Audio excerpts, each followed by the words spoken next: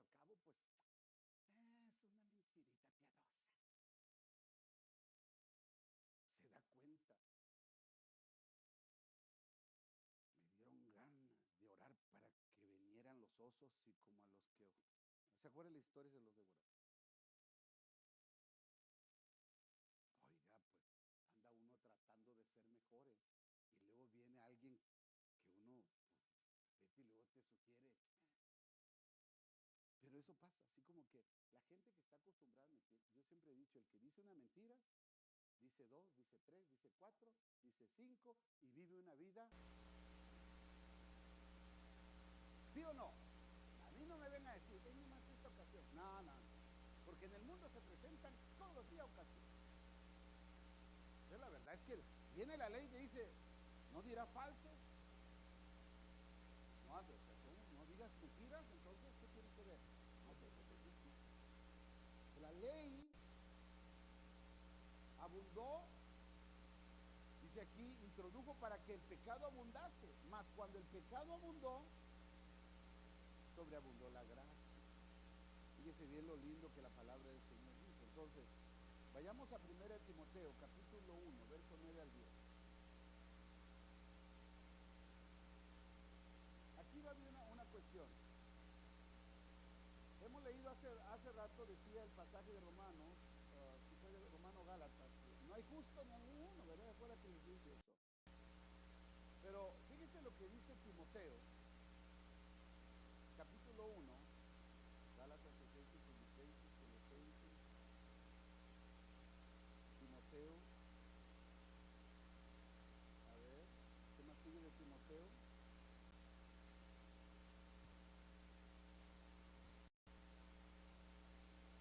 Capítulo 1, verso 9 al 10. Vayamos allá. ¿Está listo conmigo? Dice, vamos a ver el verso 8. Pero sabemos que la ley es buena. Diga conmigo, la ley es buena. Si uno la usa legítimamente. Verso 9. Conociendo esto, que la ley no fue dada para el justo, sino para los transgresores y desobedientes. Ay, Señor. Entonces quiere decir que si en algún momento estamos cometiendo alguna falta a la ley, algún mandamiento de Dios, entonces estamos siendo transgresores y aún sabiéndolo estamos siendo desobedientes. Entonces dice la Escritura, para transgresores y desobedientes, para los que impíos, para los pecadores, para los irreverentes, para los prófanos, para los parricidas y matricidas, para los homicidas, hasta dónde vamos a leer, hasta el 10, para los fornicarios, para los sodomitas, para los secuestradores. Ya hay que predicarle a los secuestradores que eso no está bien delante de Dios. Para los ahí está la verdad. Para los mentirosos, para los perjuros y para cuanto se oponga a la sana doctrina. Entonces, hermanos, si yo como cristiano estoy siendo infractor de algún mandamiento, tengo una actitud de opositor.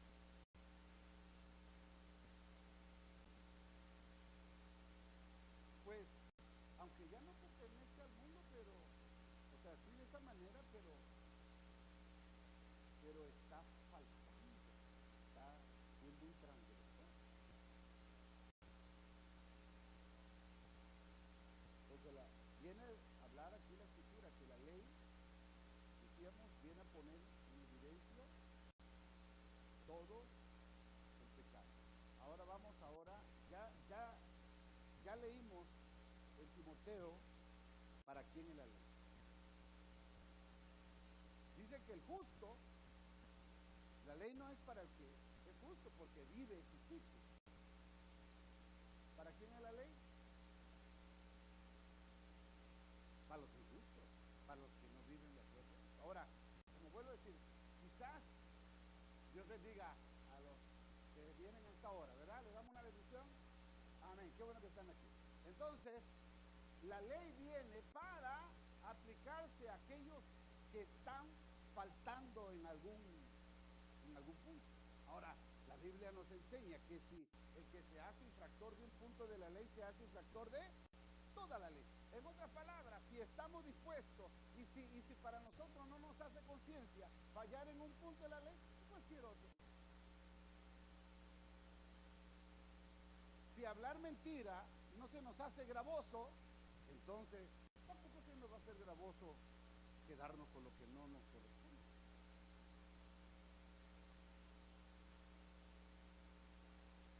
Por eso es que dentro del pueblo del Señor, un pecado que hay en las iglesias es el robo.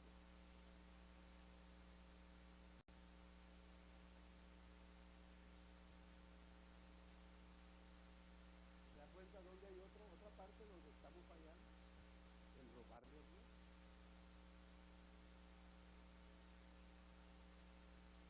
El no serle fiel es otro pecado, la infidelidad es otro pecado. Ya van dos. La mentira es otro pecado, es decir, esto es lo que le corresponde a Dios, de lo que yo debo entregarle a Dios, y no es eso. Entonces está infidelidad, robo y mentira. Tres pecados.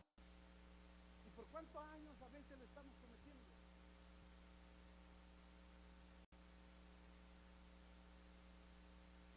Más con eso creo que ya quedó bien explicado para todos, ¿no? Entonces, la ventaja es que si fuera la ley, si no hubiera quien nos justificara, entonces ya ahorita nos dieran cuello. Pero como ahorita tenemos a quien nos justifica, podemos ir delante de Dios ante el trono de su gracia para hallar y encontrar el oportuno socorro. En otras palabras, lo que Dios hace es esto: ok, viniste, perdona, Dios te perdona y te dice, ok, borrón y cuenta nueva, te voy a dar la oportunidad, porque Dios es un Dios de oportunidad. ¿Verdad que sí? Entonces Dios nos da, venimos arrepentidos, humillados, nos perdona y nos dice, ok, te voy a dar chance a que vuelvas a empezar. Es como cuando hacen reset, otra vez empieza. Dios espera y expecta de nosotros que hemos venido arrepentidos en que ya no queremos volver a cometer los mismos errores, porque ya hemos estudiado de que el pecado te condena y te deja fuera del reino de Dios. No andas, como dije, haciendo, matando, o andas allá extorsionando, o andas secuestrando, como dice la Biblia ahí, o andas de idólatra, o andas de lo que sea, pero en algún punto estamos a veces, si no nos damos cuenta y no conocemos la palabra, estamos fallando y le estamos fallando a Dios. Y por eso es que a veces hay cosas, voy a estar hablando después, ya no vivas en condenación, Romanos 8:1. Ninguna condenación hay para los que están en Cristo, los que no andan conforme a la carne, sino conforme al Espíritu. Y no solamente está refiriendo, voy a meter un poquito el mensaje, no solamente estoy refiriendo a la condenación del pecado, es que si estamos en Cristo, dice la Biblia que el que está con Dios, el diablo no los toca. Y entonces, ¿por qué tenemos siempre que estar batallando con que el diablo me está atacando con esto, y el diablo me enfermó, y el diablo esto, y el diablo lo otro, y el diablo hasta que el diablo no debe de tocarte?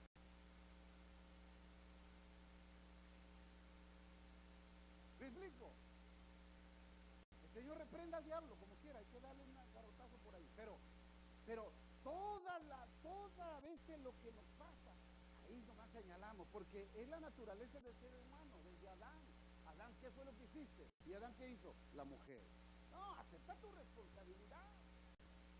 No le eche la culpa a nadie más. Ciertamente el diablo es el autor del pecado y anda corrompiendo al mundo y anda tratando de guiar a la iglesia, pero hay muchas cosas que a veces nos están pasando, no por otra cosa, sino por nuestra falta de sometimiento a la ley de Dios.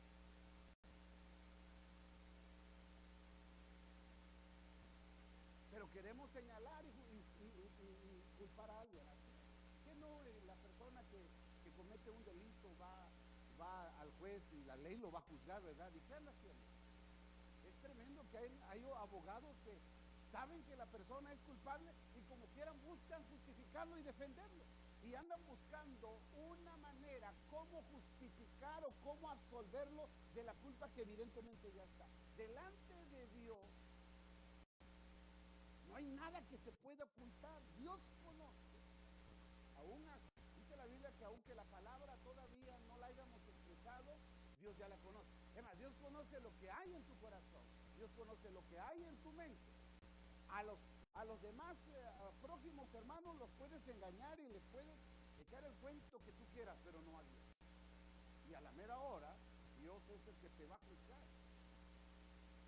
El día en que comparezcamos ante Él, Él va a decir: mira, todo este tiempo viviste en la iglesia, en el camino del evangelio, pero vas a ser lanzado al lago de fuego porque siempre en tu vida toleraste esto, no pusiste mucha atención. Señor, pero es que no hay justo ni aún uno. Entonces la palabra de Dios es incompleta. Entonces Jesucristo no cambia realmente a las personas, si es eso así. De acuerdo a la ley, ¿quién se justifica? Nadie, lo hemos dicho ya. No hay justo, porque la ley todo lo pone en evidencia. Pero ¿cómo podemos entonces vivir en la justicia? La justicia la podemos vivir, podemos mantenernos en una posición de justo si realmente Cristo vive en nosotros. ¿Me está siguiendo en esto? Entonces es ahí donde nosotros tenemos que llevar una relación con Dios a ese nivel de ya no vivo yo, vas Cristo. ¿Me explico? Ahí es donde entendemos el pasaje. Porque el justo es Cristo. Y el Padre en nosotros lo que espera ver no es nuestras culpas, no es nuestras obras. Lo que espera ver en nosotros es a Jesucristo, su Hijo, en nuestra vida. Porque si Cristo no está en nosotros, todas nuestras obras son como trapos de inmundicia. Porque la ley está ahí. Vayamos. ¿O me devuelvo? Primera de Juan 3:4. Oiga bien. Y acuérdense que la palabra es escrita y es dada para el pueblo. Primera de Juan.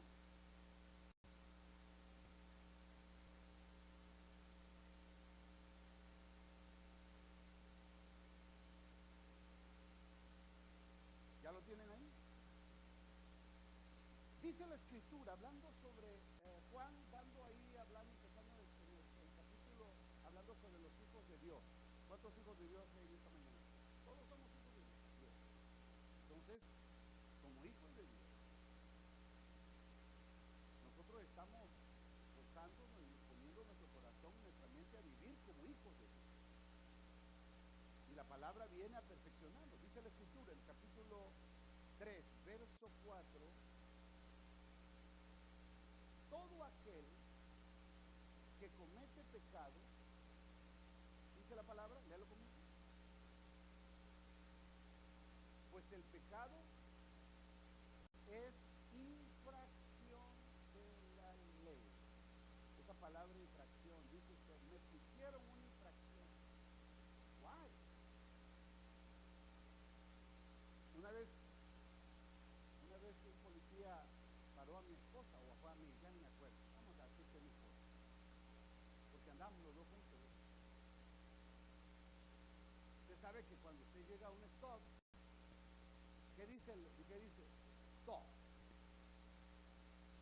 Párate. Entonces, a veces uno llega y haces el medio stop. Todavía las llantas van medio dando vueltas y volando. Entonces el policía miró eso y uno así como, no sé por qué me paraste, ¿verdad? Así como que es un buen ciudadano. Viene el policía y le dice, me dice, no vaya a haber alguien que le va a decir, el pastor dijo eso de usted. Ya ve que andamos ahí tratando de ser mejores, ¿no? Dice, ¿sabe por qué lo paré? No, señor. Dice, porque no hizo bien su esto. Y dice,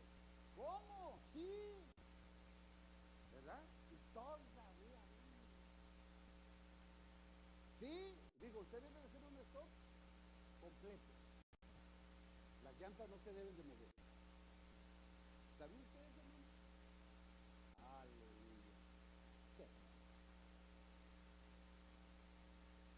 No, por 3 veces, hasta la tercera lo aprendió. ¿Sí? Tenemos esa costumbre a veces hasta con la ley de Dios. ¿Me está siguiendo en esto? En que hay nomás salidas. No se preocupe, Dios está apuntando ahí. Si no, no nos arrepentimos, Dios está apuntando. ¿Qué? ¿Usted cree que Dios no apunta? ¿Por qué cree que hay un libro de la vida? ¿Eh? ¿Por qué? Porque hay un libro de la vida. Eso requiere. Ahora, mayormente ahora que estamos en Cristo, porque hay una historia que se está escribiendo de nosotros como hijos de Dios. ¿Cómo representamos a Dios en esta tierra? Entonces, ahí, por eso es importante arrepentirnos, pedirle perdón, líbrame, Señor, aún de los pecados que me son ocultos, que ni me acuerdo, porque a veces hay cosas, somos también dados a olvidarnos de cosas. Entonces, aún de esos que ya ni me acuerdo, pero que tú lo conoces, perdóname, líbrame de eso. Entonces, porque la Biblia lo enseña de esta manera, que cometer una falta, cometer pecado es infringir la ley, pues el pecado es infracción de la ley. Por eso decía, el que falla en uno, falla en todo. La ley trae el conocimiento del pecado al ser humano y la necesidad de redención. Entonces, cuando el apóstol Juan escribe sobre el conocimiento de Dios, dice el capítulo 5 de Primera de Juan: todo aquel que cree en Jesús, que cree que Jesús es el Cristo, es nacido de Dios, y todo aquel que ama al engendrado ama también al que ha sido engendrado por él. Un mandamiento de la ley es: amarás con todo, con toda, con toda, a ver, con todo tu corazón, con toda tu alma, con toda tu fuerza, con toda tu mente, con todo. El segundo gran mandamiento, que es igual con esto y depende de toda la ley, es amar a tu prójimo.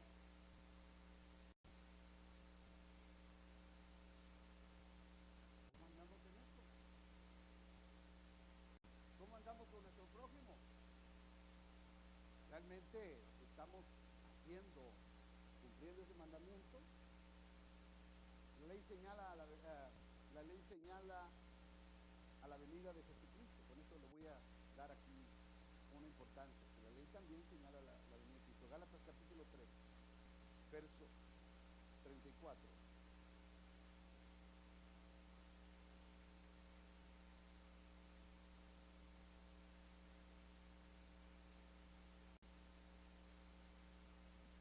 Capítulo 3, verso 34 de Gálatas. Ya, por ahí verso 24, hermano. Es que ya ni miro, yo con lentes. Verso 24: de manera que la ley ha sido nuestro ayo.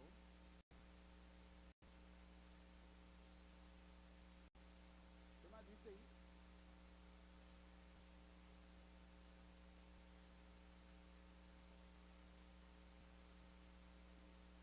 Hay una palabrita que aquí yo quiero que veamos el significado de ayo.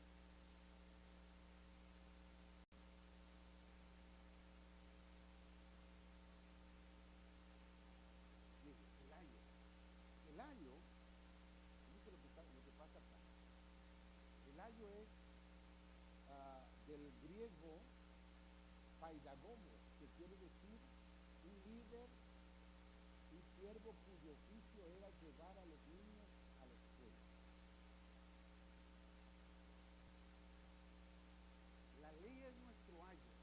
¿Sabe qué hace la ley?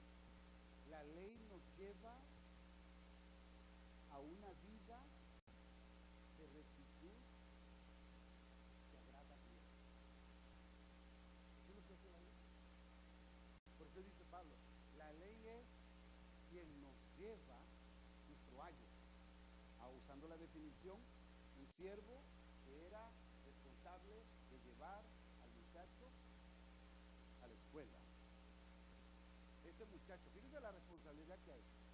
Si ese siervo no cumplía con su responsabilidad, el muchacho no iba a aprender nada. ¿De quién iba a ser la responsabilidad? ¿De quién iba a ser la responsabilidad que el muchacho no aprendiera nada? Del ayo, del siervo. Entonces, por eso es que la Biblia dice que sin ley no hay pecado, no hay de cómo entablar un juicio para juzgarte. Pero la ley, que es la voluntad de Dios, cómo nosotros debemos de vivir, es la que nos conduce. Si vivimos de acuerdo a lo que la Biblia nos enseña, la ley de Dios, nos va a conducir de la manera correcta como a Dios le agrada. La ley te conduce a vivir a la manera en cómo agrada a Dios.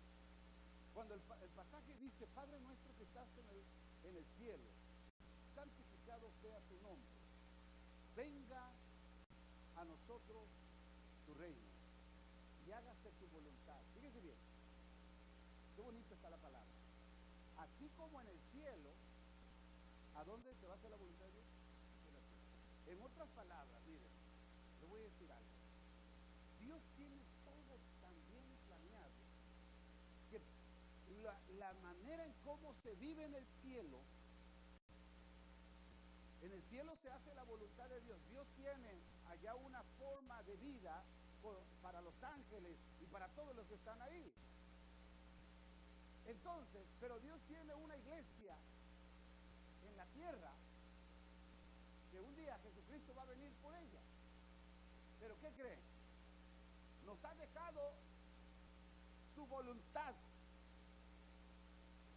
para que nosotros empecemos a aprender a vivir como se vive en el cielo. ¿Me estás siguiendo en esto? La oración del Padre Nuestro dice, venga a nosotros tu reino. Reino habla de autoridad, reino habla de dominio, reino habla de gobierno, reino habla de principios, de leyes. ¿Me explico? Porque usted va a ir a un país y usted tiene que someterse a la ley de ese país y va a vivir ahí, a todos los reglamentos. Viene a Estados Unidos y tiene que someterse a la ley de Estados Unidos. No podemos nosotros decir, no, es que allá en mi país yo vivo así. Eso es tu país, pero aquí tienes que vivir como es la ley de acá. Entonces nosotros vamos al cielo, ¿sí o no? Y Dios nos establece su palabra para que aprendamos a vivir como se vive en él. Venga a nosotros tu reino y hágase tú como se en el cielo, así también aquí en la tierra, en nosotros. Entonces, por eso es necesario que vivamos de acuerdo a la palabra de Dios si es que queremos vivir en el cielo. Si no aprendemos a acatar los mandamientos, las leyes, las ordenanzas, los principios de Dios, entonces no estamos aptos para vivir en el cielo. Usted no puede entrar a vivir en un país donde no está de acuerdo con las leyes que ahí se establecen.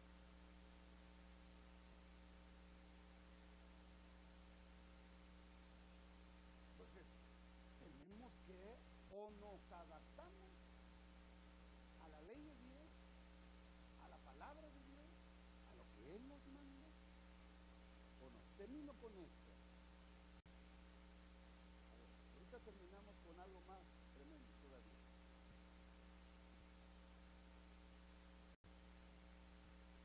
La ley sigue siendo válida para los creyentes. Fíjese bien. Romanos capítulo 7, el verso 11 al 12.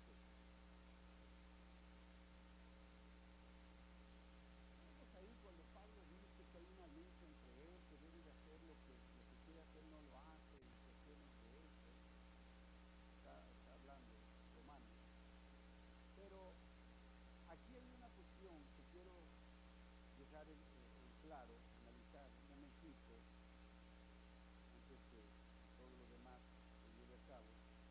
Capítulo 7, verso 11, porque el pecado, tomando ocasión por el mandamiento, me engañó y por él me mató. La consecuencia del pecado es muerte.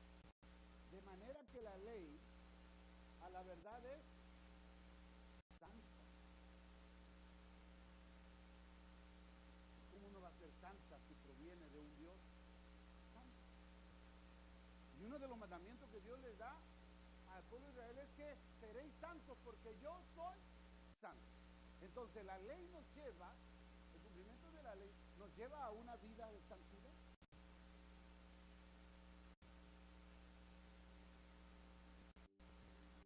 De manera que la ley a la verdad es santa y el mandamiento santo, justo, ¿y qué más dice?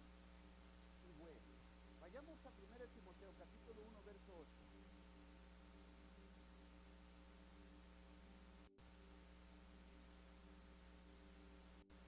Ya vamos a terminar. Timoteo 1:8. ¿Ya lo tienen por ahí? ¿Qué es lo que dice Timoteo 1:8?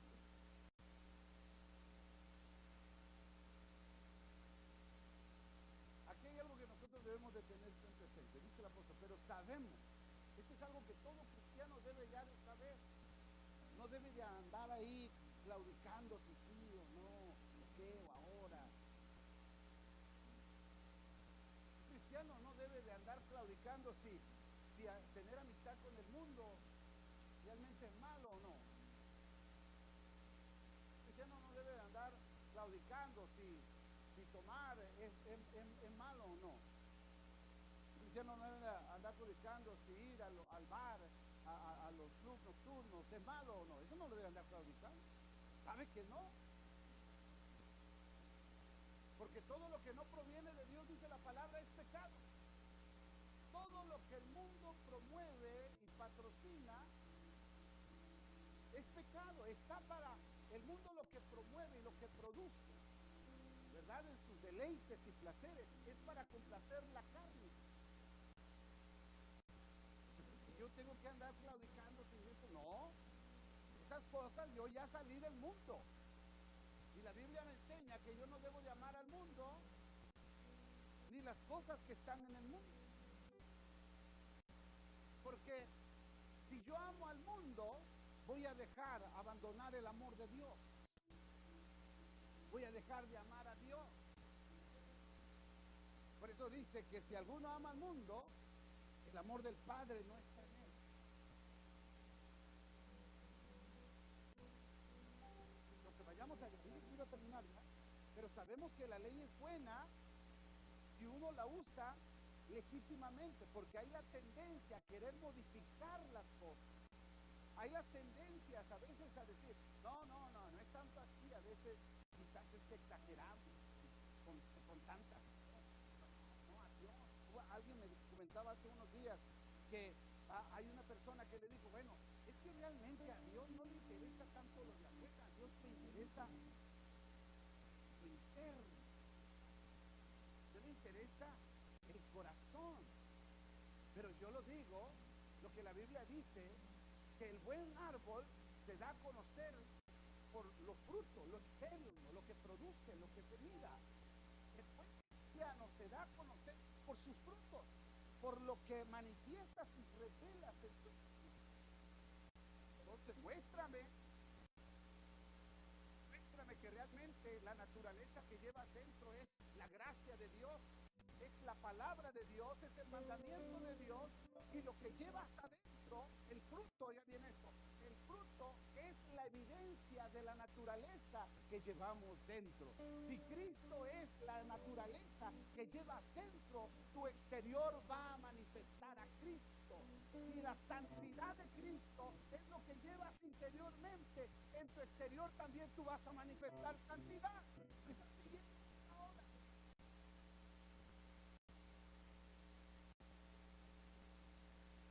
Tenemos que tener el conocimiento de la palabra y no permitir que nos anden sembrando cualquier otro cuento, que lo único que el diablo está buscando. Y ahí sí, el diablo ha venido para matar, hurtar y destruir, y corromper y desviar a las personas. Y andas escuchando algún otro cuento que en vez de acercarte más a Dios te aleja.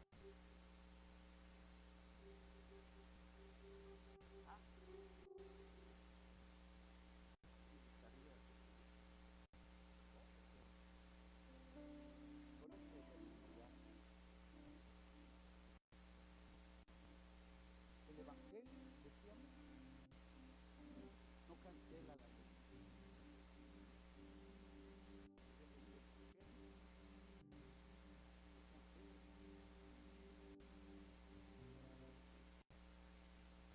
Hay ciertas cosas que Cristo vino a modificar, como los dije ahorita, el sacrificio, ya no hay necesidad más. Ya no hay necesidad de circuncidar, porque Él es esas cosas que ya vino a sufrir. Pero el mandamiento de ser santos, eso sigue siendo. No matar sigue siendo un mandamiento. No hurtar sigue siendo un mandamiento. Honrar a nuestros padres sigue siendo un mandamiento. Guardar el día de reposo es un mandamiento. Eso no cambia. Cristo no lo vino a cambiar. Pero ¿cuántos días de reposo nos hemos agarrado y cómo lo hemos transformado tanto que a Dios no se lo da? Es un mandamiento que dice: guardarás el día de reposo para santificar. Pero vivimos, ¿te das cuenta cómo?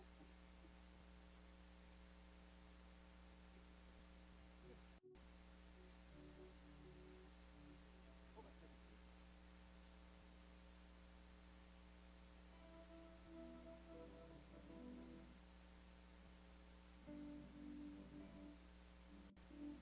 Hay gente que a veces viene y piensa: necesito congregarme en una iglesia. No es necesario. La Biblia dice que no debemos dejar de congregarnos con nuestros hijos.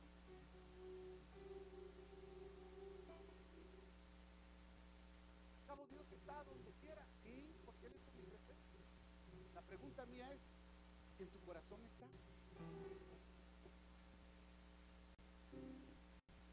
Si no quieres unirte al cuerpo, si no quieres estar con el cuerpo, que es la iglesia, entonces, ¿cómo es que estás unido a Cristo?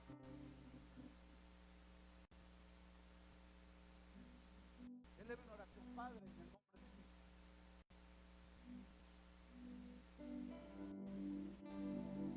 bendecimos tu nombre en esta hora y te doy gracias por tu palabra.